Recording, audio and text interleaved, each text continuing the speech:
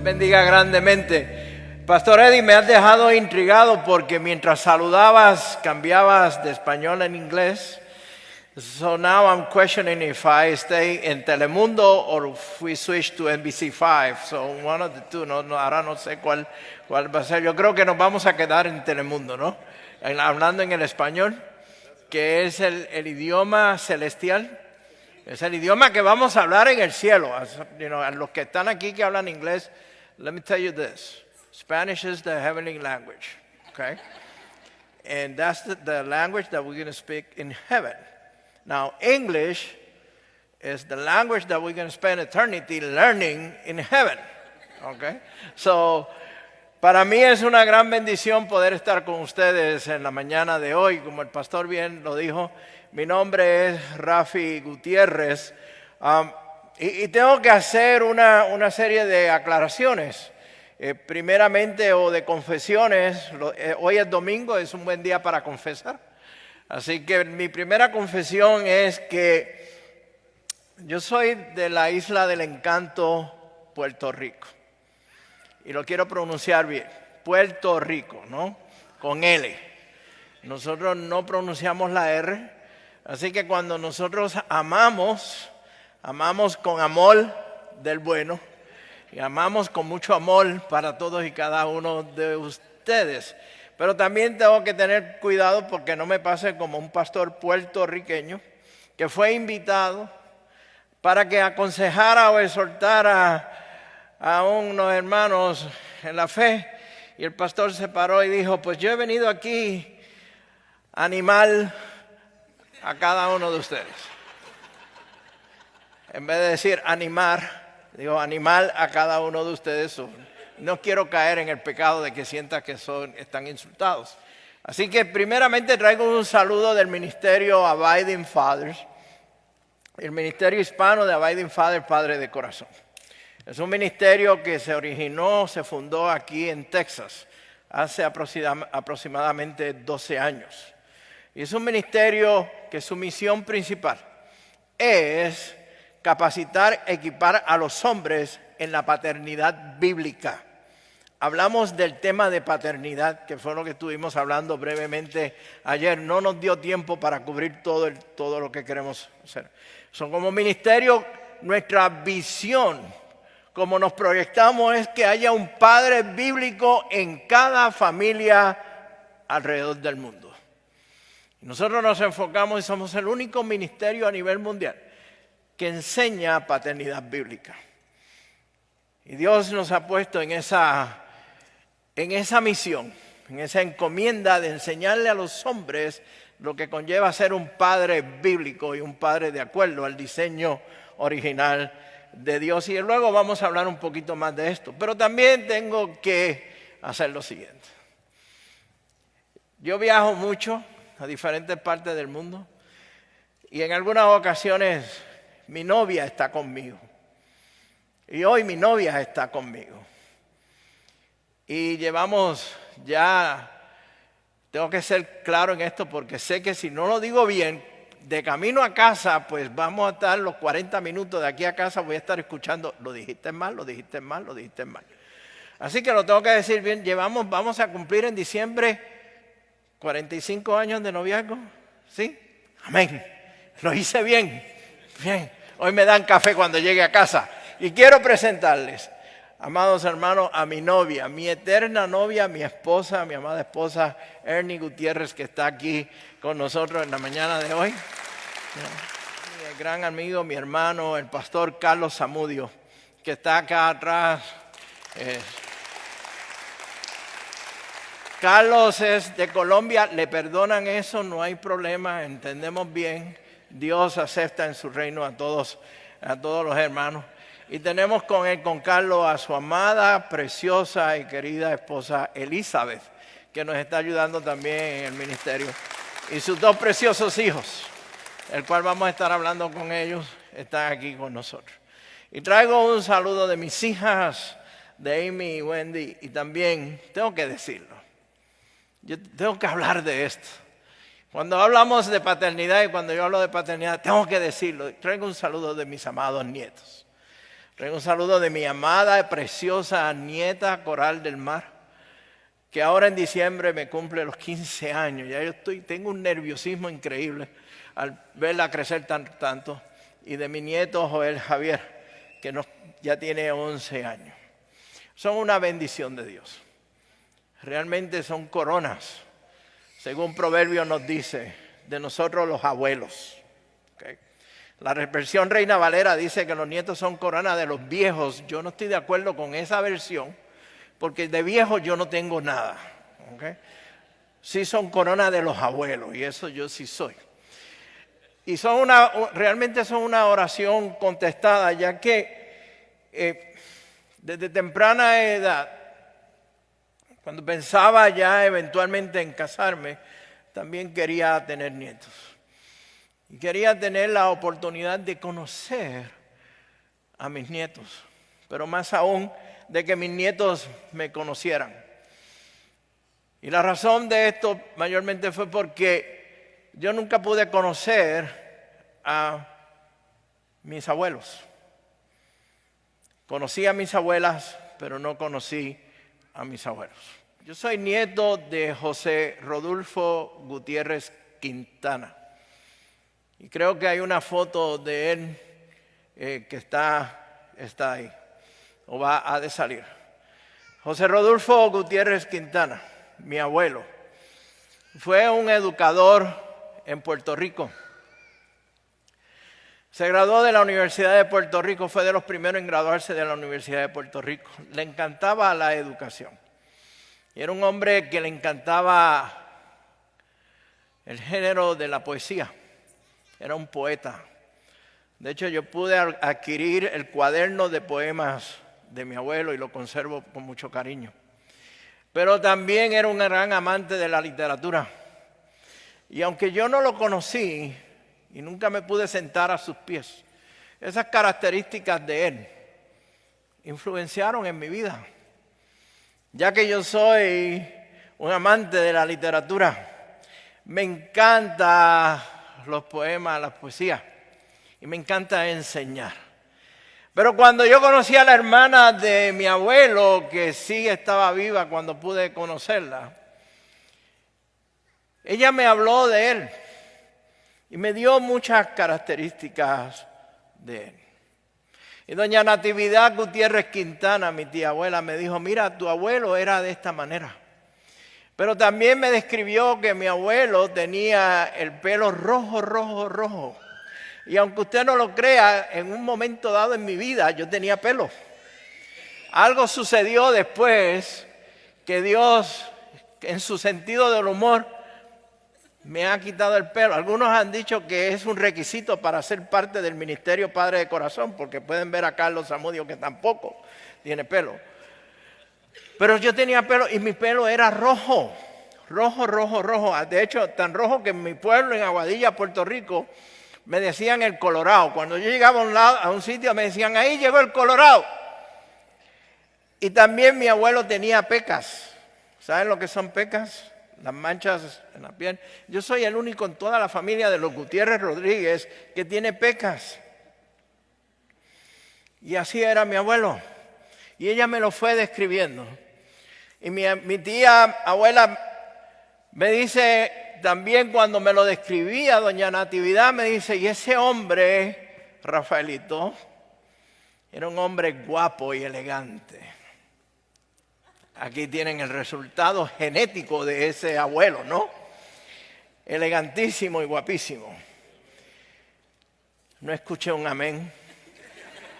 Eddie, hay que educar la congregación. La palabra de Dios, la Biblia, habla de la importancia de los abuelos. Y habla también de poder disfrutar de los nietos. Y tiene mucho que decir sobre la paternidad. Y la Biblia tiene mucho que decir sobre la familia, pero también tiene mucho que decirnos sobre el rol del hombre en el hogar. Y en la mañana de hoy quiero compartir con ustedes de un salmo que ya leímos, pero que es un cuadro precioso de la familia. Es un cuadro encantador de lo que yo acabo de describir, de un hogar, de la familia, de proyectarse y deleitarse en los nietos. Y vamos a estar estudiando el Salmo 128. Ya el pastor Eddie lo leyó esta mañana. Y antes de entrar a leerlo en detalle, este Salmo 128, yo necesito que ustedes entiendan el contexto de este salmo. Muchas veces, estudiamos la palabra de Dios. Leemos la palabra de Dios y no tomamos el tiempo para estudiar el contexto, qué es lo que está ahí. Y este salmo, al igual que la palabra de Dios, está rico y lleno de tantos tesoros y enseñanzas que podríamos estar predicando domingo tras domingo sobre este salmo. Por lo tanto, a mí lo único que el pastor me dio fueron 40 minutos para hablar de esto. Y yo quisiera poder estar hasta la medianoche hablando con ustedes sobre este salmo. Yo sé que ustedes después de 40 minutos se van a ir y me van a dejar solo aquí hablando. Está bien, pero quiero por lo menos poder hablarle del contexto de este salmo. Mire, este Salmo 128 era parte de 15 salmos. Escúchenme bien, 15 salmos que el pueblo hebreo, el pueblo israelita, entonaba, cantaba cuando se dirigía de todas las partes de Israel hacia Jerusalén a celebrar las grandes fiestas que se habían declarado y se habían proclamado que el pueblo de Israel tenía que celebrar. Fiesta de las Pascuas, fiesta de los tabernáculos, las diferentes fiestas. Ellos iban cantando estos salmos mientras iban caminando. En aquel tiempo no había coche, no había Uber, no había Lyft. Tenían que caminar y mientras caminaban iban entonando estos salmos. Eran 15 salmos que van de los Salmos 120 al Salmo 134. Y hay uno que ustedes tienen que conocerlo. Y yo sé que tal vez tan pronto yo empiece a mencionar lo que es el Salmo 121 que dice: alzaré mis ojos a los montes, ¿de dónde vendrá mi socorro? Mi socorro viene de Jehová, que hizo los cielos y la tierra. Y el Salmo del peregrino es parte de estos 15 salmos. Y el Salmo 127, el Salmo 128 van ahí. Lo que indica la importancia que el pueblo de Israel, el pueblo hebreo, le daba a la familia y al concepto familiar, al núcleo familiar, el concepto que le daba al hombre, escúchenme bien, al hombre dentro de la familia, pero también a la esposa, a la mujer y a los hijos y proyectando hacia los nietos. Y iban entonando cada uno de estos salmos, iban entonando este Salmo 127. Es un ejemplo que el mismo pueblo hebreo y la palabra de Dios nos da, de que la adoración no comienza cuando llegamos al templo el domingo por la mañana. La adoración no comienza cuando el grupo o la banda de adoración comienza a cantar, que hicieron un trabajo excelentísimo en la mañana de hoy para llevarnos en adoración al Señor. Pero la adoración de Dios es una adoración constante en nuestras vidas. Ya sea que estemos en el templo, en nuestra casa, en el trabajo, en el colegio, donde quiera que estemos, nuestra vida es una vida de adoración constante a Dios. Porque todo lo que nosotros hacemos, sea lo que hagamos, lo hacemos para glorificar ¿a quién? A Cristo. Por lo tanto, el mismo pueblo hebreo, mientras iba caminando, iba en esa adoración. Y quiero compartir con ustedes, leerlo brevemente, este salmo nuevamente. No sé si lo vamos a estar proyectando, pero voy a estar leyendo de la Nueva Traducción Viviente. Así que si usted trajo su Biblia, impresa o la tiene en forma electrónica, por favor, acompáñeme a leer este salmo. Y voy a enfatizar. Mientras lo voy leyendo, voy a ir enfatizando en él. La Nueva Traducción Viviente. No estoy leyendo de la Reina Valera, pero si usted tiene la Reina Valera, pues está bien, no hay problema. La pueden seguir. Dice de la siguiente manera: qué feliz es el que teme al Señor. Todo el que sigue sus caminos gozará del fruto de tu trabajo. Qué feliz y próspero serás. Tu esposa será como una vid fructífera floreciente en el hogar. Tus hijos serán como vigorosos retoños de olivo alrededor de tu mesa. Esa es la bendición del Señor para los que le temen. Que el Señor te bendiga continuamente desde Sión. Que veas prosperar a Jerusalén durante toda tu vida. Que vivas. Y este pasaje, este versículo, toca mi corazón. Que vivas para disfrutar de tus nietos. Que Israel tenga paz. El salmista, en este Salmo 128, comienza indicando: qué feliz es el que teme a Jehová. Qué feliz. Bienaventurado, en Reina Valera dice: bienaventurado el que teme a Dios.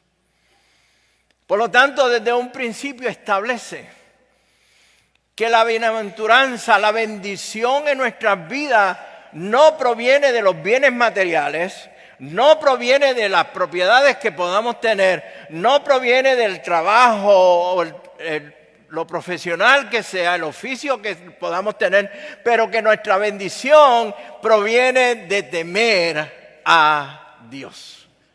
La misma palabra del Señor nos dice que el principio de la sabiduría, en Proverbios nos lo dice, es que el temor a Jehová. El principio de la sabiduría. Este salmo está dirigido al hombre. Mis hermanos, varones que están aquí hoy. Hoy te estoy hablando a ti. Voy a hablar a la familia, pero te hablo específicamente a ti. Este salmo va dirigido a ti. Indica que el temor a Jehová es la fuente de bendición. Bendecido, bienaventurado, feliz es el hombre que teme a Jehová. Y el principio de la sabiduría es el temor a Dios. ¿Y cuánta sabiduría, amados hermanos, necesitamos hoy día para manejar, para dirigir, para educar, para enseñar, para instruir, para ser líderes en nuestros hogares? Con los cambios que estamos viendo, el ataque que hay contra la familia, la cultura, la influencia de la cultura en nuestros hogares e inclusive en la iglesia, necesitamos sabiduría de Dios para ser líderes en nuestros hogares. Y necesitamos la sabiduría de Dios para dirigir nuestros hogares. Pero cuando hablamos de temor, ¿a qué nos estamos refiriendo? Y muchas veces pensamos que temor significa miedo. Y temor y miedo en este contexto no es lo mismo. A mí mi abuela, cuando yo chiquito, porque aparentemente por ser de pelo colorado y pues aparentemente hacía muchas maldades, yo no me acuerdo de eso. Me dicen que yo hacía maldades, pero para mí yo era un nene bien bueno. Y cada vez que algo pasaba me decía: Rafaelito, Diosito te va a castigar. Por lo tanto, yo nací y crecí con un miedo a un Dios que me estaba velando para, si yo hacía algo malo, me iba a castigar. Era un Dios de barba blanca, túnica blanca, con una vara, sentado en un trono bien grande, rodeado de nubes, que estaba velando para cuando yo hiciera algo malo, ahí iba el castigo para Rafaelito, ¿no? Pero aquí está hablando de temor. ¿Y entonces qué es ese temor? ¿A qué se refiere ese temor?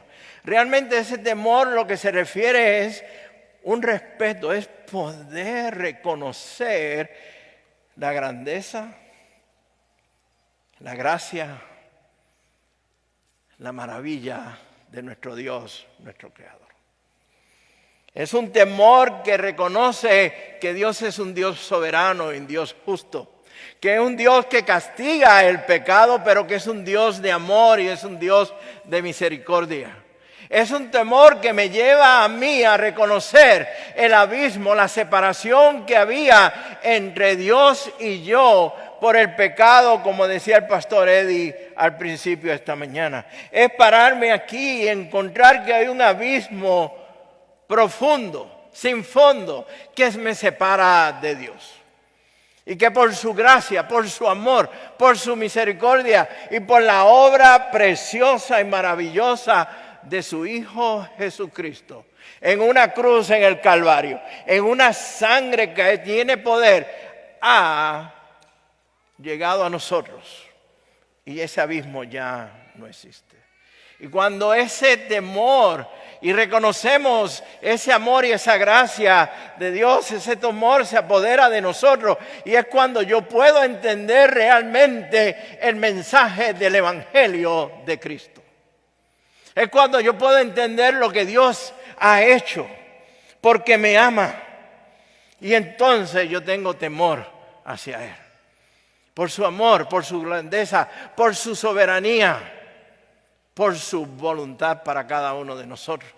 Y el salmista continúa diciendo también que entonces vamos a seguir sus caminos. Y es interesante porque el salmista dice, qué feliz el que teme a Jehová. Pero a la misma vez dice, y todo el que sigue, ¿qué? Sus caminos. Eso no es solamente poder reconocer, amados hermanos, ese temor a Dios y tener temor a Dios, pero es responder al temor a Dios. Es responder de una forma que podamos caminar en los caminos de Dios. Mire cómo lo dice un gran pastor muy reconocido de Inglaterra de años atrás.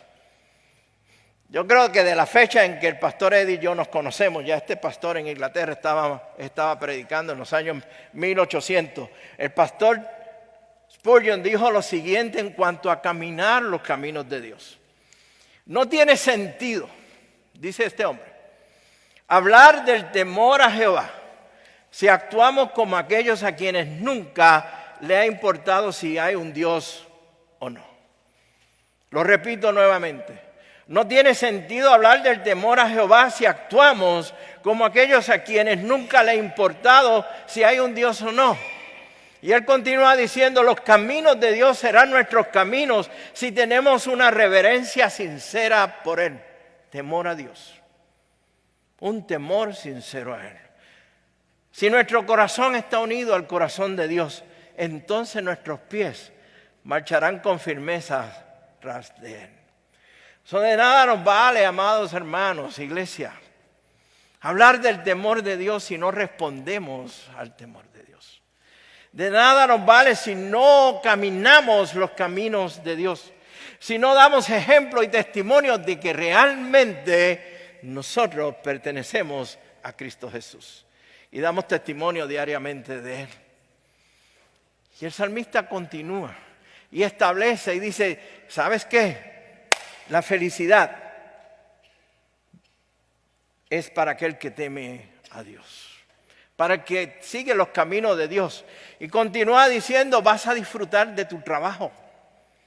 Mire qué importante. En medio de esto va a decir, vas a disfrutar de tu trabajo.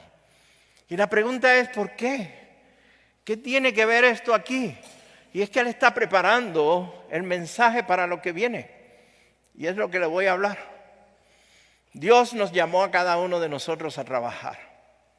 Y contrario a lo que muchos piensan que el pecado o el trabajo vino como consecuencia del pecado, no es así. Dios estableció el trabajo antes de la caída. Ya en el mismo huerto Dios había establecido que el hombre iba a trabajar. Y puedo tener más tarde, en otra ocasión, un mensaje relacionado con esto. Pero Dios había establecido el trabajo con anticipación y le había dicho, lo vas a trabajar y lo vas a trabajar con intención, con propósito. No es trabajar por trabajar, es para trabajar con una razón de ser. Muchas veces nosotros como hombres trabajamos simplemente por trabajar, para proveer, pero se nos olvida con qué razón, por qué razón estamos trabajando. Y la palabra del Señor nos enseña que trabajamos y lo hacemos para glorificar ¿A quién? A Dios. Y proveemos a nuestra familia y enseñamos. Y aquí la parte que quiero entonces traer. El salmista presenta este cuadro precioso. Y comienza a hablar y habla entonces ahora de la esposa. Y la presenta como una vid fructífera. Y tal vez para muchos de ustedes pensarán, bueno, ¿y qué tiene que ver esto? ¿Por qué me compara a la mujer con una vid fructífera? El pueblo hebreo sabía lo que el salmista estaba diciendo. Entendía claramente esa comparación, esa analogía o esa ilustración o esa metáfora.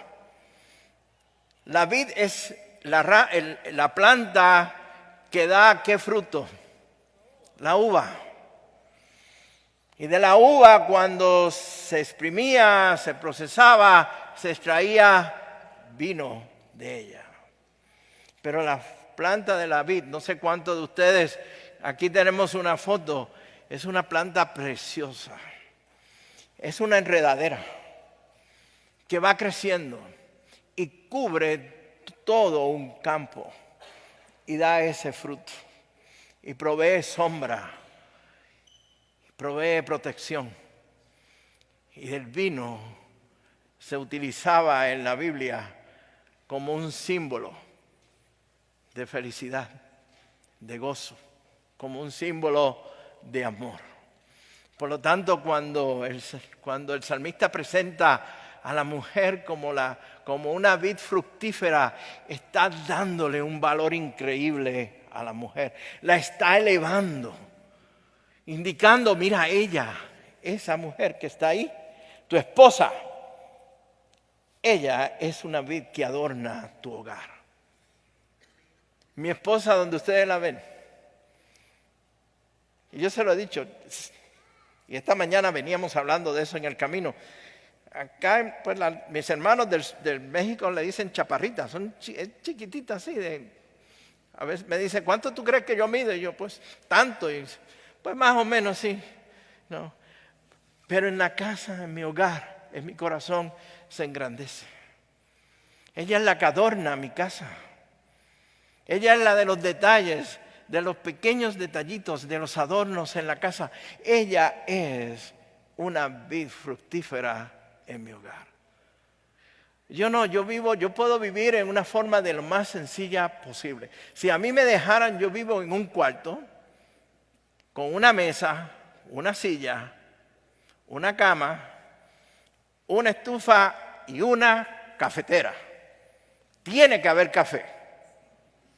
Sin café es imposible agradar a Dios. Por lo tanto, el hermano está aplaudiendo, porque el hermano está de acuerdo conmigo. Por lo tanto, tiene que haber café. Porque cada mañana cuando me levanto, que yo me tomo ese café, iba a decir colombiano, pero es que no me han traído café colombiano, puertorriqueño. Yo digo, Señor, es cierto lo que dice tu palabra. Hoy voy adelante porque todo lo puedo con el café que me fortalece. Así que voy al frente. Así viviría yo. Pero mi esposa cambia todo el panorama de la casa. Esa mujer a la que el salmista está describiendo es la mujer de Proverbios 31. Y es una mujer floreciente que da sombra, que da el amor, que adorna el hogar, que da frutos en el hogar. Ahora, ¿les gustó eso, verdad, amadas hermanas? ¿Sí? Está bonito, ¿no? Ok. Pero yo soy pastor y yo enseño la palabra tal y como es. No se la crean. ¿Ok? Porque si es cierto, usted da fruto cuando usted, como una vid fructífera, está atada a la verdadera vid que es Cristo Jesús. Sin Él no damos frutos.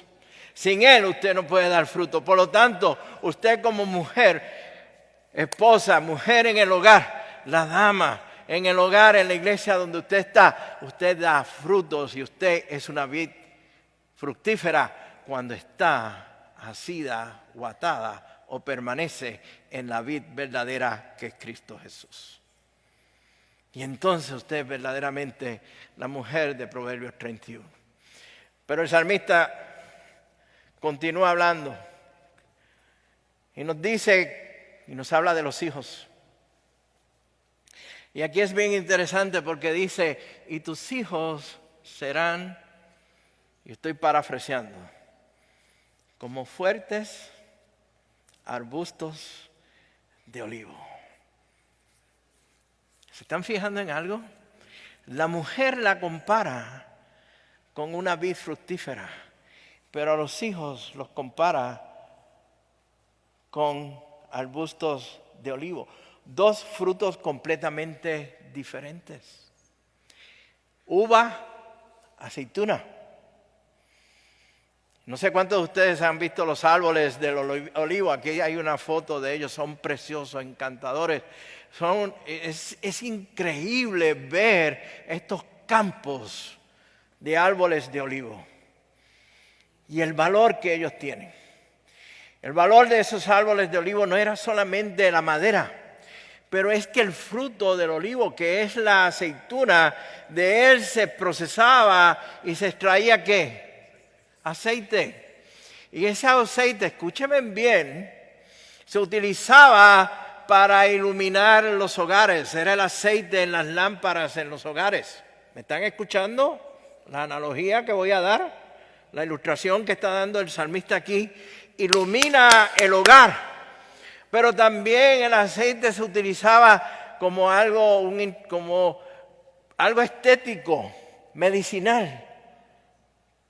Pero más aún, y aquí la importancia, el aceite se utilizaba para ungir a quienes, reyes, sacerdotes y qué más, profetas. David, el rey David, ungido con aceite. El valor del aceite. El valor que tenía ese árbol. Por lo tanto, lo que el salmista está diciendo, ¿sabes qué? Esos muchachos que están ahí, esos hijos tuyos, tienen un valor increíble. Mire, cuando no había aceituna, cuando no carecían los árboles de la aceituna, había una crisis nacional en Israel. Por lo tanto, lo que está diciendo, valora lo que ellos están haciendo, lo que ellos son para ti. Pero si lo comparas con lo que está sucediendo, al comparar y hablar de la mujer, de la esposa, como una vid fructífera, ahora está hablando de que los hijos son diferentes. ¿Por qué él no dijo los hijos son un retoño de la vid fructífera? Y utilizó un árbol diferente. Nuestros hijos, aun cuando son nuestros y los procreamos, tienen su personalidad. Son cada uno diferente. Mire, nosotros tenemos dos hijas preciosas, encantadoras, lindísimas. Son bellísimas. Usted las mira y es como me vieran a mí. O sea, son bendecidas porque son la misma cara mía. De tan preciosas que son. No, realmente no se parecen a la mamá. Gloria a Dios, gracias a Dios por eso. Porque Dios contestó mis oraciones. Son completamente parecidas a la mamá. Pero las dos son completamente diferentes. Amy, que es la mayor, está en este lado. Y Wendy, que es la chiquita, está en este otro lado. Y mi esposa y yo nos rompíamos la cabeza. Y todavía nos rompemos la cabeza. Decir, ¿cómo hacemos esto? Porque esta actúa de esta manera y esta actúa de otra manera. Nuestros hijos son diferentes. Increíble que vienen de nosotros, pero son diferentes. Tienen su personalidad. Pero ahora hay una cosa aquí que hay que entender. Proverbios 22:6. Bien claramente dice, instruye ¿a quién? Al niño, ¿en dónde? En su camino. Y cuando llegue a viejo, nunca se apartará de él. ¿En qué camino? El camino del niño. En ese camino a él, dándole esa identidad, es que nosotros lo vamos a instruir. Por lo tanto, el salmista está dándole valor a nuestros hijos. le están dando la grandeza que tiene. Estos, no sé si utilizar la palabra, bueno, la voy a usar. En Puerto Rico lo usamos muchísimo. Estos mocosos que están corriendo en la casa, ¿no? Que están ahí haciendo alboroto y haciendo desorden y haciendo de todo, son los tesoros de nuestro hogar. Es lo que Proverbios habla, que son los tesoros que llenan nuestro hogar y nuestros cuartos. Y que cuando crecen y se van, nuestra casa se queda vacía. Y nos preguntamos, ¿y ahora qué vamos a hacer? Y nos miramos la cara y decimos, ¿y ahora qué hacemos? Se fueron estos muchachos, los contrallados muchachos ya se fueron, pero ¿sabe qué? Dios se la sabe toda. Dios es un Dios de sabiduría. Y luego Dios viene y trae los nietos y llena nuestra casa nuevamente con otros diferentes tesoros. Y entonces viene lo que dice el salmista. Vamos a disfrutar de nuestros nietos. Que podamos disfrutar de ellos. Que podamos gozarnos de ellos. Qué bendición es poder disfrutar de nuestros nietos. Y qué bendición es poder conocerlos y que ellos nos conozcan. Pero qué bendición más grande es poder presentar el Evangelio a nuestros nietos y enseñarles a ellos de la palabra de Dios, que crezcan en ellos. Mire, mis nietos, tanto Coral del Mar como Joel Javier, me han hecho hacer cosas que yo dije que yo nunca haría en mi vida. Y ellos lo han hecho hacer. Y me han hecho hacer cosas que yo dije que no repetiría nunca volverlas a hacer. Y lo han hecho. Mis nietos me hacen llorar. Y he descubierto que yo soy un llorón de solamente pensar en ellos. Y yo quisiera poder hablar más del amor hacia mis nietos y lo que siento por ellos. Y yo ahora me uno con firmeza a aquellos abuelos que conmigo se han parado y han dicho bien claramente y firmemente que si nosotros como abuelos hubiésemos sabido que los nietos era tan maravilloso, hubiésemos tenido los nietos primero y a los hijos después. Porque marcan una diferencia y disfrutamos de ellos. Para terminar, no quiero tomarle mucho tiempo y quiero respetar el tiempo de cada uno de ustedes. El salmista nos habla a nosotros los hombres y nos dice, mira, esa mesa donde están los hijos es tu mesa, es tuya. No es tu esposa, es tuya, es tu mesa. Y varones que están aquí, y aquí viene el reto. La mesa de tu hogar es tu mesa. Volvamos a la mesa y volvamos a tener el tiempo en la mesa. Dejar el celular a un lado, dejar el Netflix a un lado, dejar el internet a un lado, el Facebook, como decimos en Cuba, a un lado, y tener un tiempo en la mesa porque es tu mesa, te corresponde a ti, hombre, que estás aquí. Instruir, educar, enseñar, disciplinar, bendecir, amar, orar por tus hijos. No es asunto del pastor, no es asunto de la maestra de escuela dominical, no es asunto de la escuela, es asunto tuyo. Es asunto tuyo, hombre que me escucha. Es mi asunto, es mi responsabilidad. Dios me ha puesto en un huerto para que yo lo cuide, para que yo lo proteja. Y ese huerto se llama mi hogar. Es mi mesa y me corresponde a mí. Y como hombre y hombre de Dios tengo que dar el ejemplo de quién yo soy y a quién le sirvo. Para que entonces yo pueda disfrutar de mis nietos y enseñarle a mis nietos para que mis nietos cuando tengan hijos entonces también enseñen a sus hijos. De lo contrario alguien más lo va a hacer. Van a encontrar la enseñanza en otro sitio. Van a encontrar la enseñanza en la calle y luego no vengan a decir ¿qué pasó? No, ¿qué pasó? Fue lo que dejaste pasar. Eres tú, amado hermano. Eres tú. Por lo tanto, termino con estos 3 puntos. Primeramente, La bendición de Dios es para aquellos que le temen, como dije anteriormente.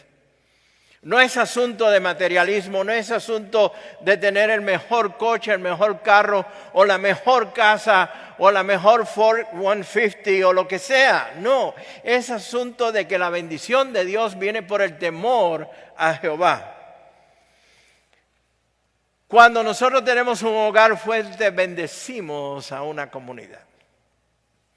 Cuando un hogar se da fuerte en el Señor, se bendice una comunidad. Se fortalece una iglesia. Nosotros creemos firmemente en esto, amados hermanos. Cuando Dios transforma al hombre, al varón, en el hogar, transforma ese hogar. Transforma ese hogar. Y cuando Dios transforma un hogar, fortalece una iglesia como esta.